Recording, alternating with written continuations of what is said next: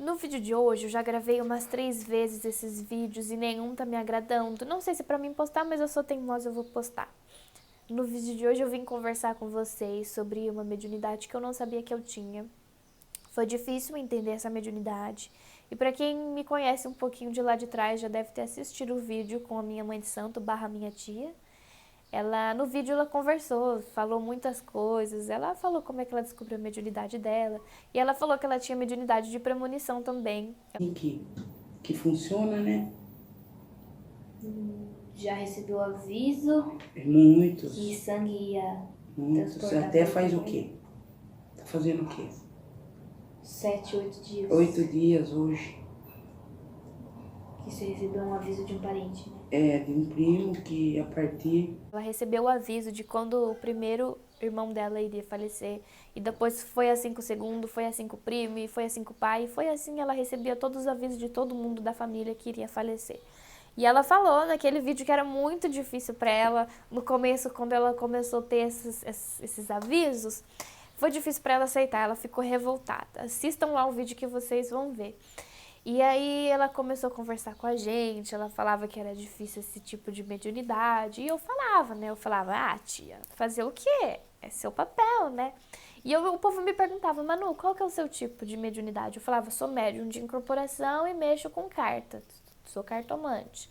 Aí me perguntava assim, você é cartomante? Você não tem outro tipo de mediunidade? Eu falei, não, sou médium de incorporação. A minha tia, minha mãe, a minha irmã são médiums de transporte, aquele médium de transporte que é ferrado mesmo. E eu falava, não, sou médium de incorporação, graças a Deus não herdei nenhuma outra mediunidade. Amém, glória ao Senhor, nosso Senhor Jesus Cristo, seja louvado. Amém. Eu tinha pavor desse tipo de coisa, eu tinha pavor até de ver espírito.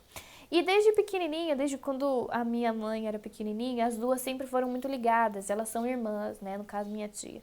As duas cresceram juntas, as duas passaram por muitas coisas juntas. Enfim, as duas nunca se separaram. E quando a minha mãe estava grávida de mim, a minha tia botava a mão na barriga dela e ela levava choque, ela levava tranco. E ela falava, essa menina não vai gostar de mim, porque ela levava esse tranco toda vez que ela colocava a mão na barriga da minha mãe. E aí eu falava, meu Deus do céu, imagina, quando ela me contou essa história, eu falei, Jesus amado, não é, né? Pelo amor de Deus. Aí as duas ficavam se perguntando por que ela levava esse tranco. E aí passou os anos, eu cresci, ela sempre do meu lado, 1 ano, 2 aninhos, 3 aninhos, sempre passou do nosso lado. E aí começou a época dos 9, 10, 11 anos. Toda vez que ela descia aqui em casa, eu dava chilique. Eu dava chilique, que eu não queria que ela fosse embora, eu berrava, os vizinhos falavam, você tá matando essa menina? Porque eu berrava e eu não queria que ela fosse embora, e eu ficava gritando na janela, tia Lely, não me deixa aqui, eu queria ir pra casa dela, não queria ficar aqui de jeito nenhum. Então, ou seja, o choque que ela levava na barriga não era que eu não ia gostar dela, bobear, a ligação era tão forte, a ligação podia ser até de outras vidas, que ela levava esse tranco quando ela colocava a mão na minha barriga. Então, aí eu sempre tive essa ligação extrema com ela. Era uma coisa assim que minha mãe ficava até, meu Deus do céu, gente, parece que é ligada mais com a tia do que comigo. Porque era uma ligação realmente muito forte, que eu deduzo que pode ser até de outras vidas, que a ligação realmente é forte. E aí, o que aconteceu? Foi passando essas coisas loucas, eu fui crescendo, ela foi conversando bastante comigo, me passando muito ensinamento sobre a Umbanda, me colocando no caminho da macumba. Foi ela quem olhou pra mim e falou assim, você é de Iemanjá, ela tinha esse dom. Ela olhava pra pessoa, ela já sabia que você era daquele tal orixá, sem tocar a mão em buço, sem tocar a mão em nada. E ela olhou pra mim, quando eu tinha 11 anos de idade, ela falou assim, você é de Iemanjá. Eu falei, quem que é essa, gente? Quem que é essa? Tá louca? Que é isso? Eu nem sabia que a minha mãezinha era aquela coisa maravilhosa ali. E aí a gente foi pros Búzios muitos anos depois, a gente foi pro Búzio e a gente confirmou, meu pai de santo confirmou que eu era de Iemanjá. E aí ela que me colocou meio que nesse meio da macumba. Então, desde de novinha eu fui crescendo nesse meio de Umbanda, sempre fui vendo eles trabalhando. Minha mãe também sempre foi desenvolvida. Eu tinha horror que ela incorporasse, eu não gostava que ela incorporasse. Mas aí foi passando o tempo também, ela foi conversando comigo. E aí, hoje em dia, era todo mundo macumbeiro.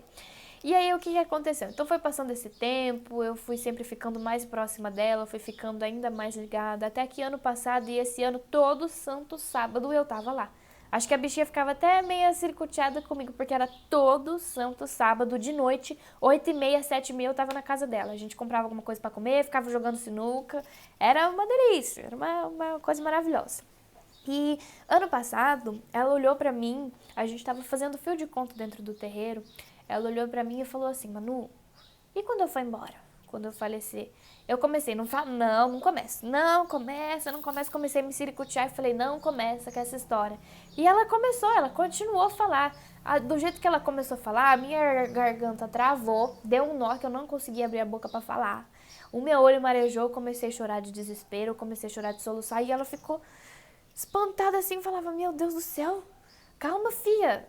Tudo na vida é assim, a gente nasce, cresce e morre, vai chegar uma hora que a gente vai ter que passar por isso. E eu falava, não, mas que não, e eu não aceitava de jeito nenhum e eu só sabia chorar.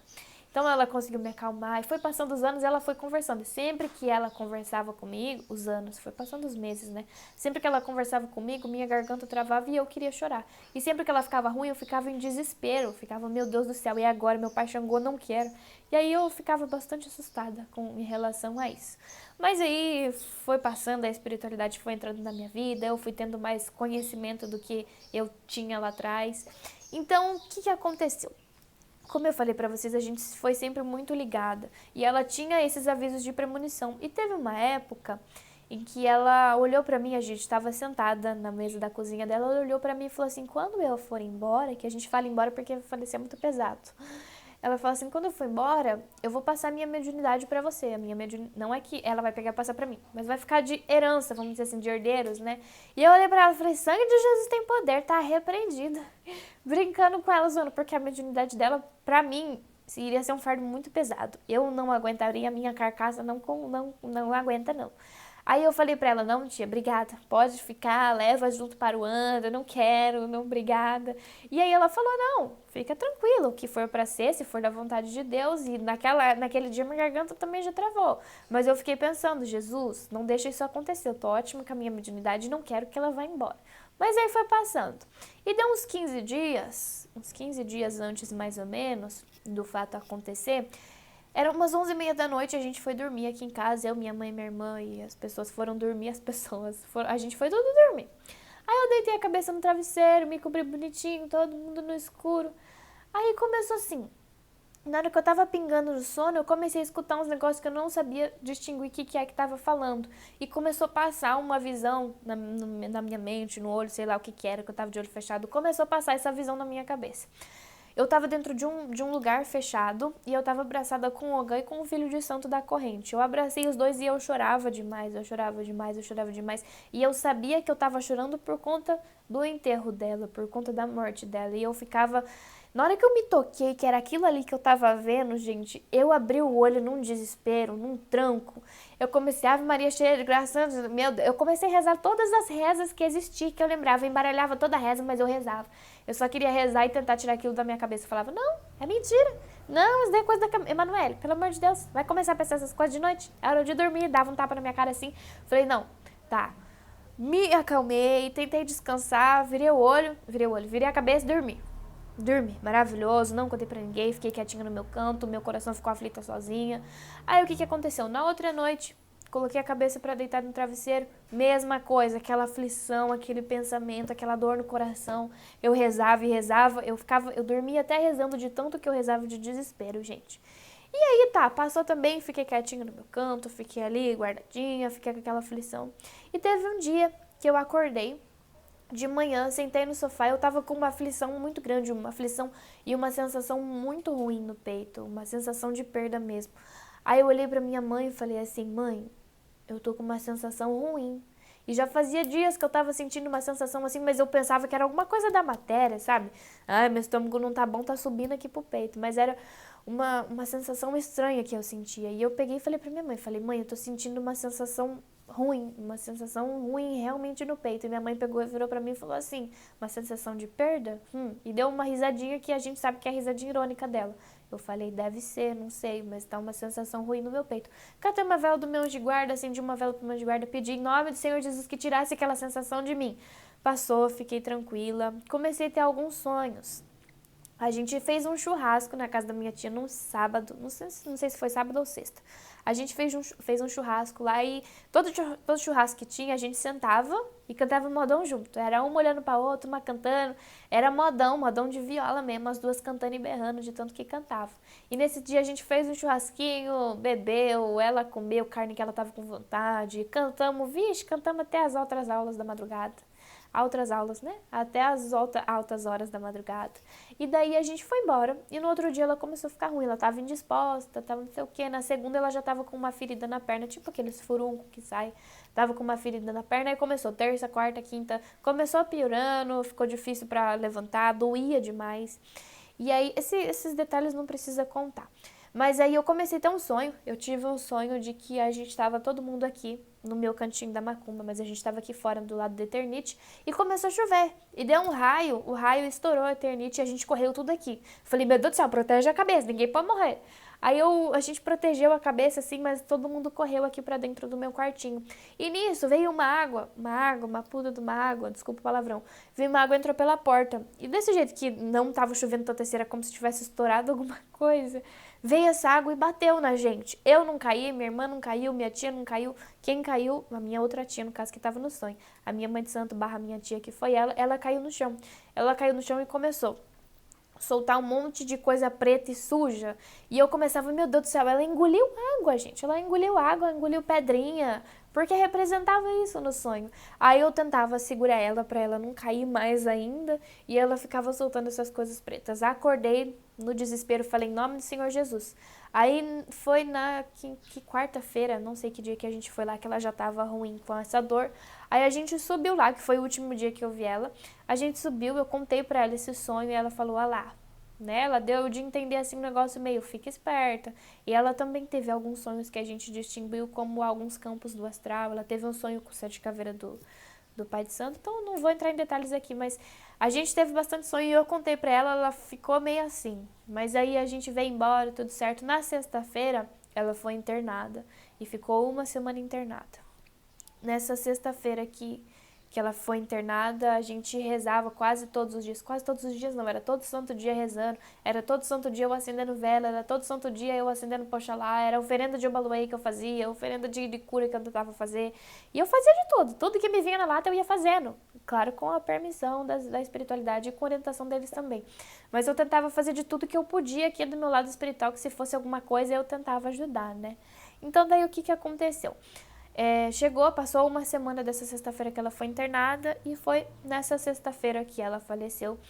Era 6 horas em ponto, tava eu, minha irmã, minha tia, tava quase todo mundo aqui. A gente fez uma oração aqui no meu congá. A gente fez uma oração, rezou rezou um monte de coisa. Então 6 horas em ponto a gente tava rezando, era 6h40, 6 e pouco. Aí o hospital ligou pra gente falando que ela havia tido uma parada e tinha falecido, ela não tinha resistido. Nisso, gente, o choque que eu tinha de quando ela falava pra mim de quando ela iria falecer, o choque que eu tinha de começar a chorar, foi o choque que eu tive, só que eu não chorei, eu não derrubei uma lágrima. Eu olhava pra mim, todo mundo chorando e eu tenho um coração de pedra. Eu não tô chorando por nada. Eu começava a ficar assim, será que eu sou ruim? Como é que tá acontecendo? Passou os anos, eu fiquei ruim? Mas aí eu acalmava minha mãe, eu acalmava quem tava ali ao meu redor que tava precisando de acalma, eu acalmava o povo. E eu olhava pra mim e eu falava assim, meu pai Xangô, alguém dá um treco na minha cabeça que a minha alicerce foi embora e eu não tô chorando. E eu falava pro povo, eu tô me estranhando porque eu não tô chorando, eu tive esse baque, mas não foi do jeito que eu tinha quando ela tava encarnada. E aí eu comecei. Falei, graças a Deus, a espiritualidade ela, que era muito evoluída, ela já conseguiu, depois do desencarne dela, ela já conseguiu passar muita calma pra gente. No próprio enterro dela, ela que passava calma, ela que passava calmaria ali pra todo mundo. Em nome do Senhor Jesus, tomara que tenha sido só dessa vez, porque eu não quero mais saber não, gente, não quero. É igual ela falou que quando ela era nova era difícil pra ela aceitar, e é difícil pra mim aceitar. Eu descobri da pior forma possível com uma das pessoas que eu era mais ligada na minha vida. De que o desencarne, ele é uma separação de matéria. Você não vai ter mais a pessoa em matéria, você não vai mais segurar, você não vai mais abraçar. Mas você vai ter a pessoa no espiritual, é só uma separação de matéria. Então, é uma coisa que a gente fala, dói, você não vai ter mais a pessoa aqui, não vai, mas separação de matéria. No momento do seu desencarne, você vai encontrar a pessoa. Então é uma coisa de que a própria espiritualidade passa o conhecimento pra gente. É um campo melhor, é um campo sem dor, é um campo sem fome, é um campo maravilhoso, onde é a pura paz, é a pura evolução, é puro trabalho. Então é isso, foi dessa forma que eu acabei descobrindo que eu tenho mediunidade premonição e eu falei demais, né? Fique na paz de Zambi e até o próximo vídeo. Axé!